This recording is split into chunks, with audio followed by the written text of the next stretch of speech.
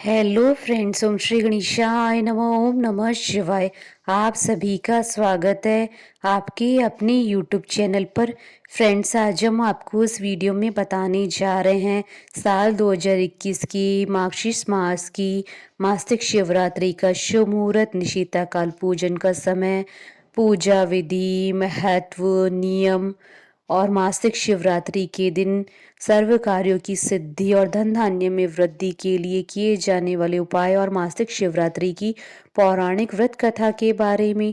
Friends, video शुरू करने से पहले आपसे रिक्वेस्ट है, अगर आप हमारे चैनल पर नए हैं और आपने अभी तक चैनल को सब्सक्राइब नहीं किया है तो प्लीज़ सब्सक्राइब कीजिएगा चैनल को, साथ ही प्रेस कीजिएगा बेल आइकन को, जिससे नए वीडियो से रिलेटेड नोटिफिकेशन आपको तुरंत प्राप्त हो सके। और वीडियो पसंद आने पर वीडियो को लाइक और शेयर जरूर कीजिएगा ताकि सभी भक्तों को इस वीडियो का लाभ प्राप्त हो सके। और कमेंट बॉक्स में ओम नमः शिवाय जरूर लिखिएगा। भोले शंकर भगवान को मासिक शिवरात्रि अत्यंत प्रिय है। मान्यता है कि भगवान शिव जी को प्रसन्न करने के लिए मासिक शिवरात्रि का व्रत करना चाहिए। मासिक शिवरात्रि हर माह की कृष्ण पक्ष की चतुर्दशी तिथि को मनाई जाती है। इस बार मार्गशीर्ष मास की मासिक शिवरात्रि 2 दिसंबर 2021 गुरुवार के दिन है। इस दिन भगवान शिव और माता पार्वती जी की विधि विधान के साथ पूजा की जाती है। इस दिन व्रत और पूजा पाठ करने के साथ मंत्र जाप और भोले शंकर की आरती भी की जाती है। ऐसा करने से भगवान भक्तों से प्रसन्न होकर उन पर कृपा बरसाते हैं और उनके सभी संकटों को दूर करते हुए मनोकामनाएं पूर्ण करते हैं। धार्मिक ग्रंथों में मासिक शिवरात्रि व्रत के महत्व के बारे में बताया गया है। मान्यता है कि इस दिन पूजा व्रत करने से भक्तों के सभी कष्ट दूर होते हैं और उनकी सारी इच्छाएं पूर्ण होती हैं। इतना ही नहीं, मासिक शिवरात्रि के दिन पूजा पाठ करने से घर में सुख समृद्धि आती है। भगवान को मासिक शिवरात्रि का दिन अत्यंत प्रिय होने के कारण भी इसका महत्व और भी ज्यादा बढ़ जाता है। इस दिन रुद्राभिषेक से सभी मनोकामनाएं पूर्ण होती हैं। इस दिन व्रत करने से वैवाहिक जीवन की समस्याओं से निजात पाया जाता है। फ्रेंड्स, अब आइए जानते हैं मासिक शिवरात्रि की पूजन विधि के बारे में। मार्गशीर्ष मास की मासिक शिवरात्रि गुरुवार के दिन पड़ रही है। इस दिन भगवान शिव जी के साथ साथ आपको भगवान विष्णु जी का भी आशीर्वाद मिलेगा। इस दिन सुबह उठकर स्नान करने के बाद भगवान शिव जी की पूजा और व्रत का संकल्प ले भोलेनाथ के आगे दीपक जलाएं। घर में या मंदिर में जाकर शिवलिंग पर दूध, गंगा जल, बेल पत्र, धतूरा आदि अर्पित करें। इसके बाद शिव मंत्रों का 108 बार जाप करें, फिर शिव चालीसा का पाठ करें। अंत में मासिक शिवरात्रि की व्रत कथा पढ़ें अथवा सुने और भगवान शिव जी की आरती करें। फ्रेंड्स, अब आइए जानते हैं मार्गशीर्ष मास की मासिक शिवरात्रि की शुभ मुहूर्त के बारे में। हिंदू पंचांग के अनुसार इस बार मासिक शिवरात्रि 2 दिसंबर 2021 गुरुवार के दिन है। मार्गशीर्ष कृष्ण चतुर्दशी तिथि प्रारंभ होगी 2 दिसंबर 2021 को रात्रि 8:26 पर और मार्गशीर्ष कृष्ण चतुर्दशी तिथि का समापन होगा 3 दिसंबर 2021 को शाम 4:55 पर। निशिता काल पूजन का समय रहेगा रात्रि 11:44 से रात्रि 12:38 तक। कुल अवधि 34 मिनट है। फ्रेंड्स, अब आइए जानते हैं मासिक शिवरात्रि के दिन किए जाने वाले उपायों के बारे में। मासिक शिवरात्रि के दिन विशेष उपायों को करने से आपकी सभी परेशानियां दूर हो जाती हैं। शिवरात्रि के दिन भगवान शिव और माता पार्वती की विधि विधान से पूजा अर्चना करें। इसके बाद रुद्राक्ष की माला लेकर 108 बार ओम गौरी शंकर नमः मंत्र का जाप करें। इसके बाद रुद्राक्ष को गंगा जल से शुद्ध करें और लाल धागे में डालकर तब तक धारण करें जब तक विवाह का शुभ समाचार न मिल जाए। मासिक शिवरात्रि के दिन घर में भगवान शिव और माता पार्वती की तस्वीर लाएं और पूजा अर्चना करें। अगर कोई व्यक्ति लंबे समय से बीमार चल रहा है तो 108 बार महामृत्युंजय मंत्रों का जाप करना चाहिए। इस उपाय को मासिक शिवरात्रि के दिन करने से सेहत में सुधार होने लगता है। मासिक शिवरात्रि के दिन भगवान शिव जी को सफ़ेद चीज़ें अर्पित करनी चाहिए। मान्यता है कि इन चीज़ों को अर्पित करने से धन लाभ के अवसर मिलते हैं। अगर आपके विवाह में किसी भी तरह की कोई परेशानी है तो शिवलिंग के सामने बैठकर ओम श्रीम वर प्रदाय श्रीम नमः मंत्रों का जाप करें। इसके साथ ही समय समय पर भगवान शिव जी को 5 नारियल अर्पित करें। इस उपाय को करने से विवाह से जुड़ी परेशानियां दूर हो जाती हैं। मासिक शिवरात्रि के दिन 21 बेलपत्रों पर चंदन से ओम नमः शिवाय लिखकर भगवान भोलेनाथ को अर्पित करें। ऐसा करने से आपकी सभी परेशानियां दूर हो जाएंगी। फ्रेंड्स, अब आइए आरंभ करें मासिक शिवरात्रि की व्रत कथा। पूर्व काल में चित्रभानु नामक एक शिकारी था। जानवरों की हत्या करके वह अपने परिवार को पालता था। वह एक साहूकार का कर्जदार था, लेकिन उसका ऋण समय पर न चुका सका। क्रोधित साहूकार ने शिकारी को शिव मठ में बंदी बना लिया। संयोग से उस दिन भी शिवरात्रि थी।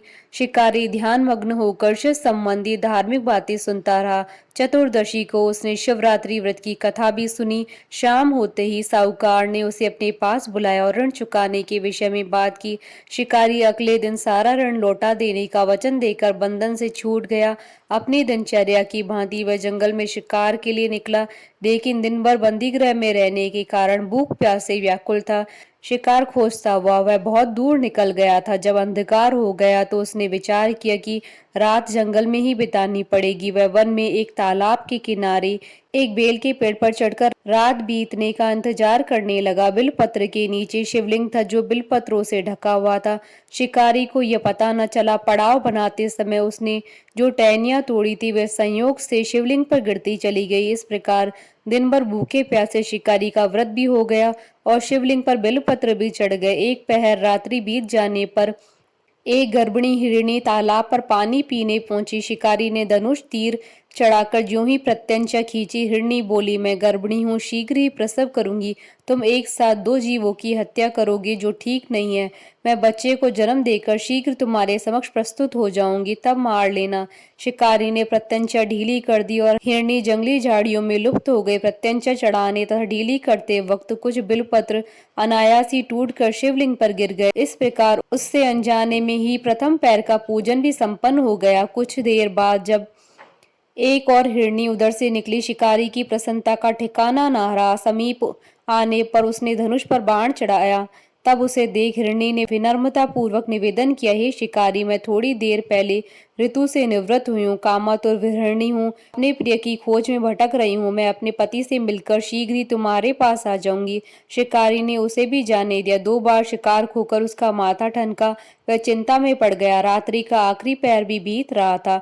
इस बार भी धनुष से लगकर कुछ बेलपत्र शिवलिंग पर जा गिरे तथा दूसरे पैर की पूजा भी संपन्न हो गई।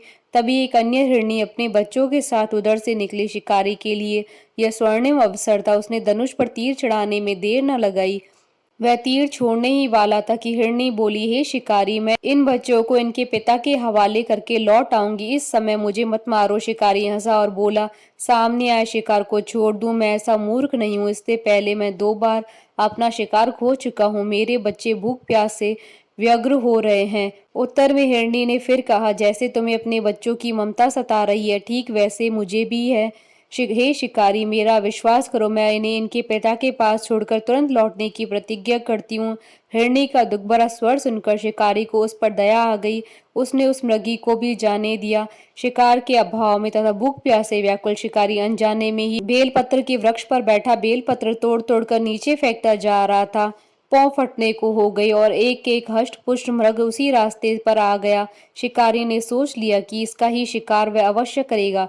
शिकारी की 3 प्रत्यंचा देख मृग विनीत स्वर में बोला, हे शिकारी, यदि तुमने मुझसे पूर्व आने वाली 3 मृगियों तथा छोटे छोटे बच्चों को मार डाला है तो मुझे भी मारने में विलंब न करो, ताकि मुझे उनके वियोग में एक क्षण भी दुख न सहना पड़े। मैं उन हिरनियों का पति हूँ। यदि तुमने उन्हें जीवन दान दिया है तो मुझे भी कुछ क्षण का जीवन देने की कृपा करो।